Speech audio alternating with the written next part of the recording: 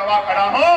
अगर मेरे पिताजी और मेरे दादाजी में तुलना की जाए, मेरे दादाजी को पढ़ने का अवसर नहीं था, वो मजदूरी करते थे दूसरों के खेतों में, वो पशु चराने का काम करते थे। संविधान आया, मेरे पिताजी को पढ़ने का अवसर मिला, तो मेरे पिताजी पढ़ लिख कर मास्टर बने, और जब मास्टर बने तो एक तनख्वाह मिली, जेब में पैसा आया, तो मुझे उन्होंने और मेरे दोनों भाइयों को, मेरी तीनों बहनों को अच्छी शिक्षा दिलाने का काम किया।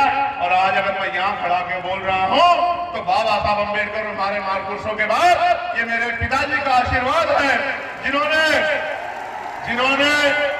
ये आपके घर में भी हुआ होगा मेरे भाइयों बहनों, मेरे समाज के लोगों, बहुजन समाज के लोगों, ये आपके घर में भी हुआ होगा कि आपको फीस की जरूरत होगी, आपको किताबों की जरूरत होगी, आपको कॉपी की जरूरत होगी, आपको एग्जामिनेशन फीस की जरूरत होगी, आपको जूतों की जरूरत होगी, और आपके पिता पर जूते चप्पल नहीं होंगे, उनके पास पैसे की कमी होगी, तो उन्होंने अपना पेट काट के आपकी पढ़ाई की व्यवस्था की होगी। अपने अंदर झांक के देखो, आपको ये दिन दिखाई दे जाएगा। मैं भी आप ही के जैसे परिवार से निकल के आया हूं, इसलिए मैं कह रहा हूं, अगर मेरे पिताजी ना पढ़ाते तो आज ये चंद्रशेखर आजाद यहाँ खड़ा होकर आपके लिए बात नहीं रख रहा होता, और देश की सबसे बड़ी पंचायत में आपके हितों के लिए पार्लियामेंट में आवाज नहीं उठा रहा होता। ये शिक्षा के कारण संभव हुआ है। मगर मैं शिक्षा का जिक्र क्यों कर रहा हूं? क्योंकि पिछले 5 साल में 18,727 स्कूल इन सरकारों ने बंद कर दिए। आप जानने की कोशिश करो कि सरकारी स्कूल में किसका बच्चा पढ़ता है, अमीर का या गरीब का बताओ, किसान मजदूर का या पूंजीपति का बताओ। तो किसान मजदूर का बच्चा पढ़ के आगे ना बढ़ जाए, इसलिए सरकारी स्कूल बंद कर।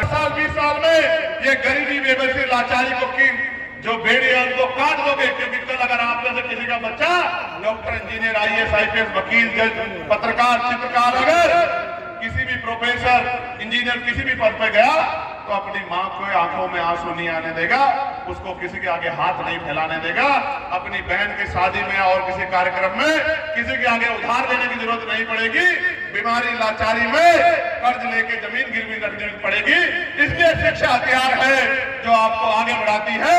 लेकिन ये सरकार, केंद्र और राज्य की सरकार, इन स्कूलों को बंद करके हमारी तरक्की का रास्ता रोकने का काम कर रही है। आपको मुझे समझना पड़ेगा कि हमें इस शिक्षा को बचाना है, और ये शिक्षा तब बचेगी जब संविधान बचेगा। मेरी बात को आप याद रखना प्यारे साथियों। आप जानते हैं इस शिक्षा को बचाने के लिए हमने क्या प्रयास किए हैं और हमारे पास क्या योजना है, मैं आपको बताना चाहता हूं। बड़े गौर से सुनना। मुझसे क्या लड़ाई है सबकी, बाबा साहब से क्या लड़ाई थी सबकी, राष्ट्रपिता फूले जी से क्या लड़ाई थी सबकी, मान्यवर काशीराम साहब से क्या लड़ाई थी सबकी, महामना रामसु वर्मा जी से क्या लड़ाई थी सबकी, मैं आपको बताता हूं।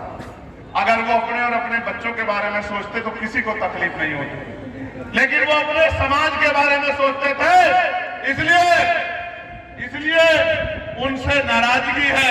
इसी वजह से बाबा साहब अम्बेडकर के स्टैचू को आज भी सुरक्षा की जरूरत पड़ती है, उनको तोड़ दिया जाता है, सिर्फ स्टैचू से डर जाते हैं लोग।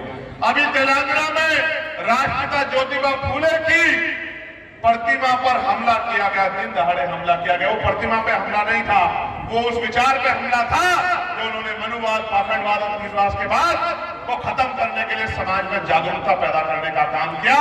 और मैं धन्यवाद देता हूं राष्ट्रपिता ज्योतिबा फूले और मां सावित्रीबाई फूले को। अगर वो शिक्षा की ज्योत नहीं जगाते तो आज महिलाएं पढ़ नहीं पाती। आज इस समाज में डॉक्टर, इंजीनियर, IAS, IPS, वकील, जज और तमाम पायलट से लेकर जो बेटियां बनी है, इसका श्रेय अगर किसी को जाता है तो वो पहले राष्ट्रपिता ज्योतिबा फूले को जाता है, मां सावित्रीबाई फूले को, मां फातिमा शेख को। प्यारे साथियों, मुझसे भी इनकी यही लड़ाई है कि ये चंद्रशेखर आजाद अपने लोगों को अधिकार क्यों दिलाना चाहता है। और मैं पूछना चाहता हूं कि कब तक